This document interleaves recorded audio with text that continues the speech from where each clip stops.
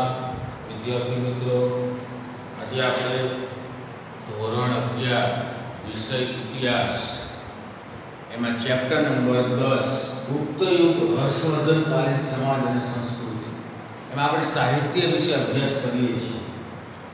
એમાં આપણે આગળ જોયું કે ભાઈ સંસ્કૃત ભાષા જે ભારતની સૌથી પ્રાચીન ભાષા છે અને એ ભાષાની અંદર અસંખ્ય પ્રમાણમાં સાહિત્યોની રચનાઓ થઈ છે, જેમાં વેદો હોય, પુરાણ હોય કે પછી વહીવટીય કૃતિઓ હોય, અર્થશાસ્ત્ર હોય, નાટ્ય કલા હોય, સંગીત કલા હોય વગેરેની રચના, ભરતનાટ્યમનું નાટ્યશાસ્ત્ર હોય ભરતમુનિનું કે પછી કાલિદાસની રચનાઓ હોય।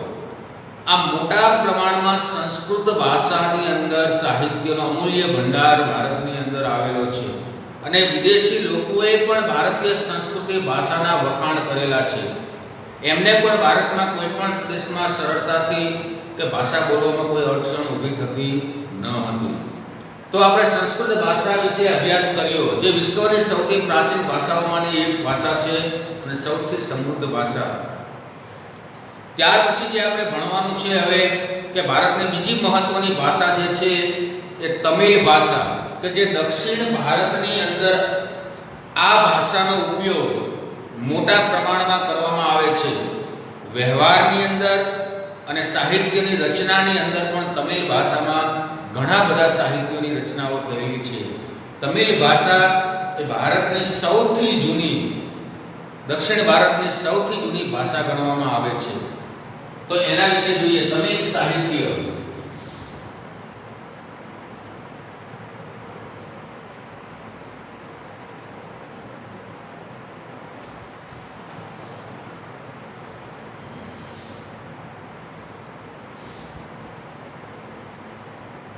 તમિલ સાહિત્યનો પ્રારંભ સંગમ ગ્રંથોથી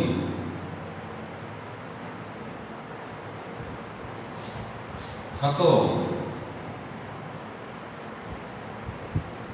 હોવાનું મનાય છે।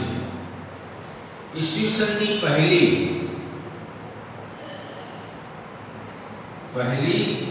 સદી થી ત્રીજી સદી સુધીમાં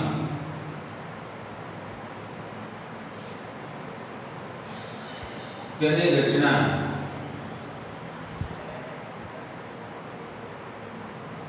થઈ હોવાનું મનાય છે।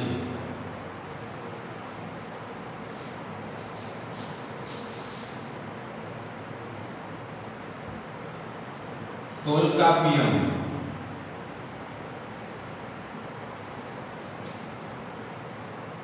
જેનો અર્થ છે જૂનું પુસ્તક નામનું વ્યાકરણ નું પુસ્તક લખાયું હતું।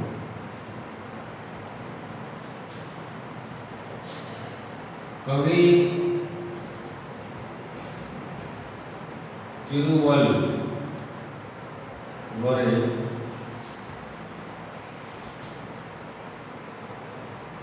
કુરુલ નામનો ગ્રંથ લખ્યો હતો।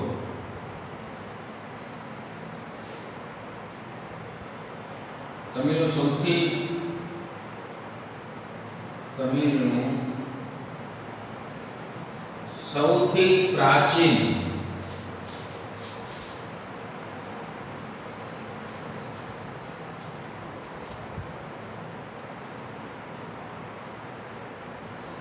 મહાકાવ્યો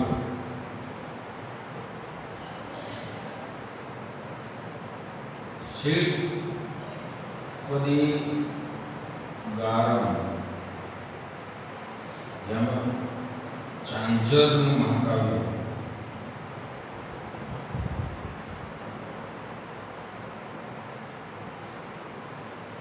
ગણાય છે.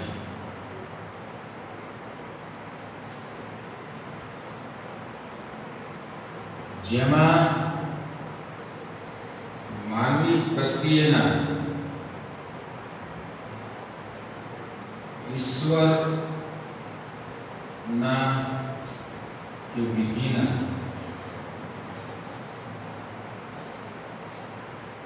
નિર્માણ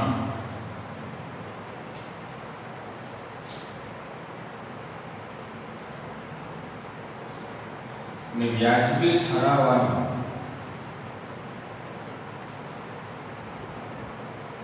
પ્રયાસ કરતી એક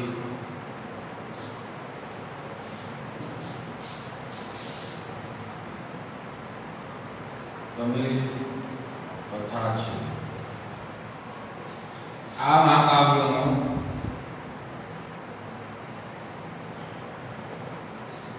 એક ત્રાગ મણિ મેખલાઈ પણ અસ્તિત્વમાં છે. 7મી થી 10મી સુધીની તમિલ કવિતા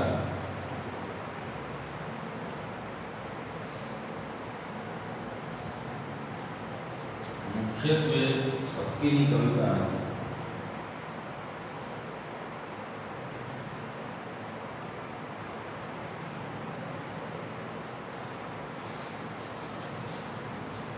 તમિલોના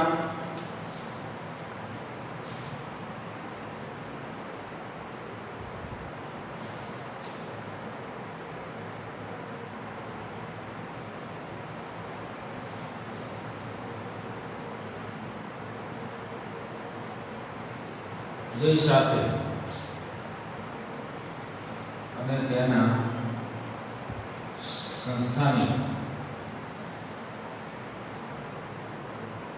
વિસ્તરણ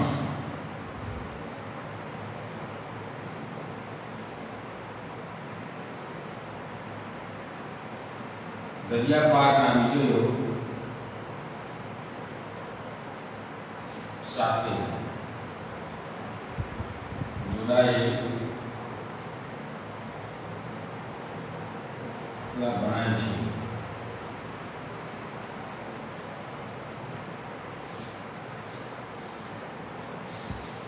તેવા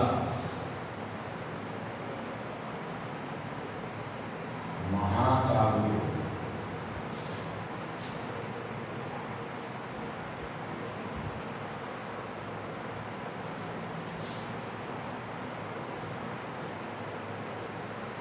યુગ આરંભ આવ્યો. આ સમયમાં ઘણા ગૌરવ મહાકાવ્યો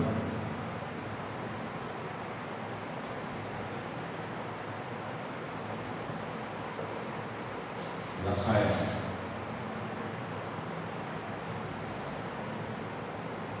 જેમાં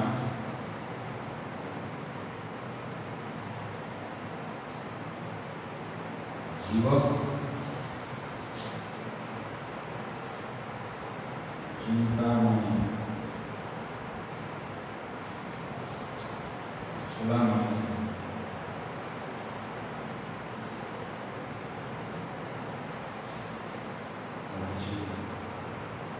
પેરિયા પુરાણ,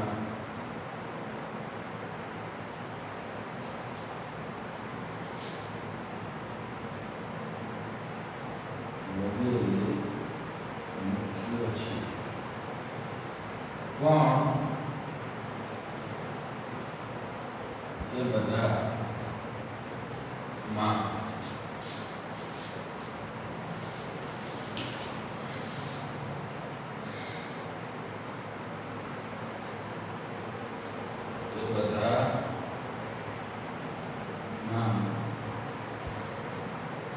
સર્વોપરી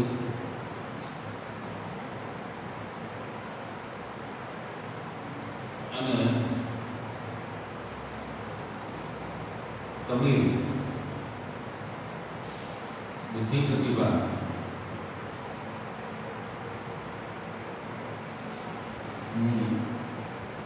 भव्य अभिव्यक्ति समूह महाकाव्य कंबन रामायण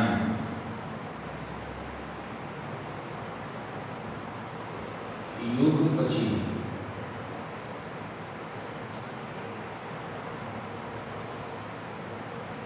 रामायण कंबन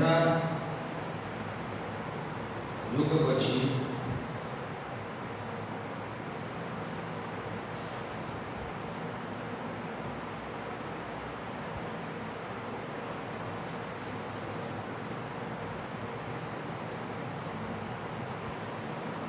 कंबनना युग पछी प्रारंभना त्रण तमिल साम्राज्य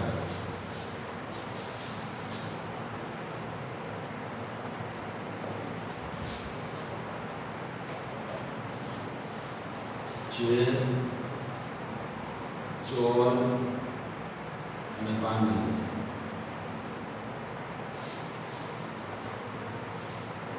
क्रमश नाम शेष बनता तमिल कविता वर्ता पाणी છે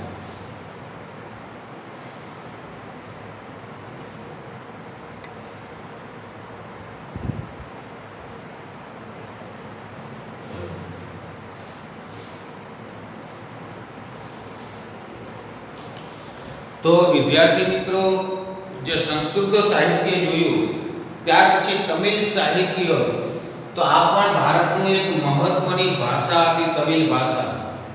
तो तमिल साहित्यनो प्रारंभ संगम ग्रंथोथी थतो होવાનું મનાય છે। संगम ग्रंथ संगम ए एक जातनी सभा जेने આપણે संगम साहित्य तरीके ओळखीए છીએ।